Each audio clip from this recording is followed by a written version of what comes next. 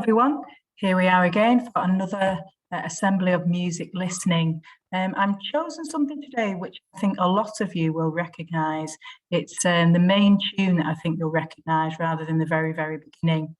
It's by a famous composer called Tchaikovsky. I'm not even going to try and pronounce his first name. Let's have a look at some fast facts about him. So he's famous for composing 3 ballets, all of which are still world famous and performed regularly. The Sleeping Beauty is based on the traditional fairy tale in which a princess pricks her finger on a needle and sleeps for 100 years. So I'm sure you're all familiar with that story. Quirky facts. Tchaikovsky took ballet music to a new level, and some of it's now the most famous romantic music ever written. His second and longest ballet, Sleeping Beauty, failed to take off in the composer's lifetime, but now is a worldwide favourite. Listen out for a lovely swaying waltz, a kind of time of 1, 2, 3. So you can feel that 1, 2, 3, 1, 2, 3 swaying when the music's playing. So you've got long notes, soaring melodies.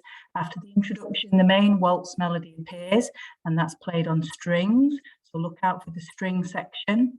And the woodwind, which is the bassoon and clarinet. They're playing the accompaniment, and when the tune repeats, listen for those high flute sounds. The second tune uses a glockenspiel, so hopefully you should recognise that sound because that's the instrument that we've got, the tune instrument that we have in school that we use. It's got the metal bars on it, and it's often mistakenly called a xylophone. Let's have a little look at the history where we are in our timeline of music this week.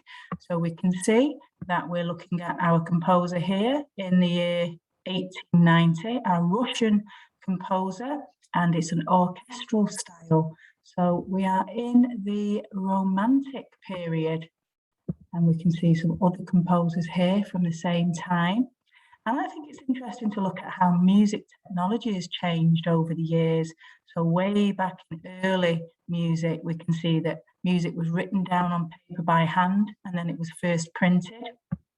This is when the piano was invented, around about 1650, and then another instrument invented later on in the Romantic period, the saxophone.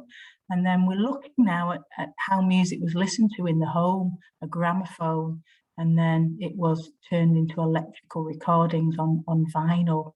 And these are making a little bit of a comeback these days as well.